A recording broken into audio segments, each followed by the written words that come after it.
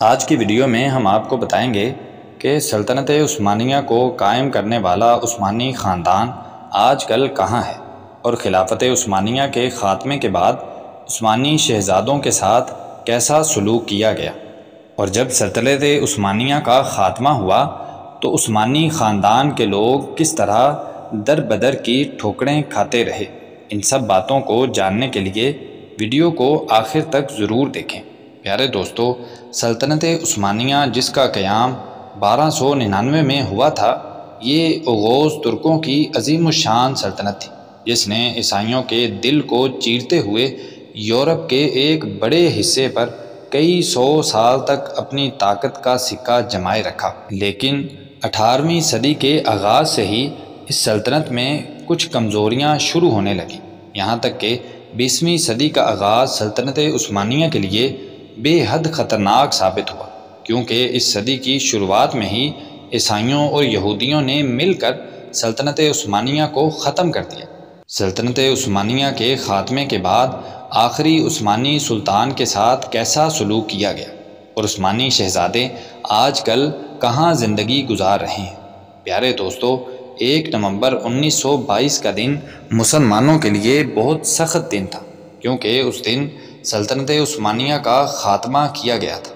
ترکی میں آخری با اختیار سلطان محمد ششم کی حکومت کا خاتمہ کیا گیا اور مصطفیٰ کمال پاشا کی حکومت کا باقاعدہ آغاز ہوا۔ یہاں ستم ظریفی یہ کہ وہ ترکی جہاں عثمانیوں نے کم و بیش 600 سال تک حکومت کی، وہاں آخری سلطان کو ناپسندیدہ شخصیت قرار دے کر انہیں ملک بدر کر دیا گیا۔ سلطان محمد 17 نومبر کو برطانوی بحری جہاز سے مالٹا روانہ ہو گئے۔ اس سفر میں ان کے بیٹے شہزادے ارطغرل افندی بھی ان کے ساتھ تھے۔ سلطان محمد ششم پہلے مالٹا میں رہے اور بعد میں وہ اٹلی چلے گئے۔ انہوں نے اپنی زندگی کے آخری ایام وہیں گزارے۔ یوں 16 مئی 1926 کو آخری عثمانی سلطان محمد ششم کا اٹلی میں انتقال ہو گیا۔ آپ کو دمشق میں سلطان سلیم اول مسجد کے قریب سپرد خاک کیا گیا۔ سلطان محمد ششم جب تک زندہ رہے عثمانی خاندان کے سربراہ کے طور پر رہے۔ انہیں ترکی سے نکالنے کے بعد 19 نومبر 1922 کو ان کے قریبی عزیز عبد المجید ثانی کو نیا خلیفہ چنا گیا، جو کہ 1924 تک خلافت عثمانیہ کے خاتمے تک یہ ذمہ داری نبھاتے رہے۔ ایک اندازے کے مطابق جلا وطن ہونے والے کل عثمانی خاندان کی تعداد 156 تھی، جن میں سلطان کے بہت زیادہ شہزادے اور شہزادیاں شامل تھیں۔ اس کے علاوہ وہ وفادار نوکر جو عثمانی خاندان کو نہیں چھوڑنا چاہتے تھے۔ عثمانی خاندان نے جلا وطن ہونے کے بعد مصر جانا چاہا، جو کبھی انہی کی ملکیت ہوا کرتا تھا، لیکن نہ تو انگریز حکومت نے انہیں وہاں جانے کی اجازت دی اور نہ ہی وہاں کے بادشاہ نے انہیں مصر آنے کی اجازت دی۔ پھر عثمانی خاندان نے شام جانے کا ارادہ کیا، لیکن شام کے دروازے بھی عثمانیوں کے لیے بند کر دیے گئے۔ اس کے بعد عثمانی خاندان کے کچھ افراد لبنان کے شہر بیروت میں چلے گئے، جو کہ اس وقت حکومت فرانس کے زیر تسلط تھا۔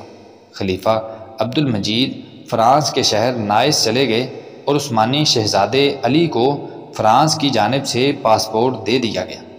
یہ وقت عثمانی خاندان کے لیے بہت نازک تھا، کیونکہ ان کے پاس کوئی پیسہ اور کھانے پینے کے لیے بھی کوئی سامان نہیں تھا۔ جلا وطنی کے بعد عثمانی خاندان نے یہ فیصلہ کیا کہ خاندان کا سربراہ وہ شخص منتخب ہوگا جو پورے خاندان میں عمر کے لحاظ سے سب سے بڑا ہوگا، اور 1926 میں سلطان محمد ششم کی وفات کے بعد اس بات پر باقاعدہ عمل ہونا شروع ہو گیا، اور آج تک اس پر عمل ہو رہا ہے۔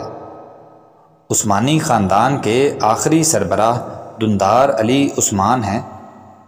آپ 2017 میں خاندان آل عثمان کے 40ویں سربراہ کی وفات کے بعد مقرر ہوئے۔ آپ سلطان عبد الحمید ثانی کے پرپوتے اور شہزادہ محمد سلیم کے بیٹے تھے۔ پھر 1952 میں خاندان عثمان کی عورتوں کو ترکی آنے اور وہاں رہنے کی اجازت مل گئی تھی۔ اس کے بعد 1974 میں عثمانی مردوں کو بھی ترکی میں رہنے کی اجازت دے دی گئی، لیکن عثمانی خاندان کے مردوں نے ترکی سے باہر رہنا ہی پسند کیا۔ عثمانی خاندان کے مرد مختلف ملکوں میں زندگی گزار رہے ہیں، جس میں امریکہ، فرانس، مصر، شام اور ترکی شامل ہیں، اور آج کل سلطان عبدالحمید دوم کے پوتے عبدالحمید کائی خان ترکی میں عثمانی خاندان کی نمائندگی کرتے ہیں۔ وہ ترکی میں ہی پیدا ہوئے تھے اور آج کل وہیں رہائش پذیر ہیں۔ آپ کی شکل سلطان عبدالحمید سے بے حد ملتی جلتی